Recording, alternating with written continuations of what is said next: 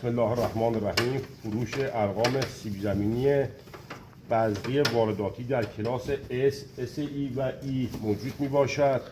چارولیا 403، دوناتا 402 و 3، جلیه 402 و 3، آکیا 402، لوانتا با تاییدیه لیبر مرکز تحقیقات تولید بذر نهال استان همدان و مرکزی.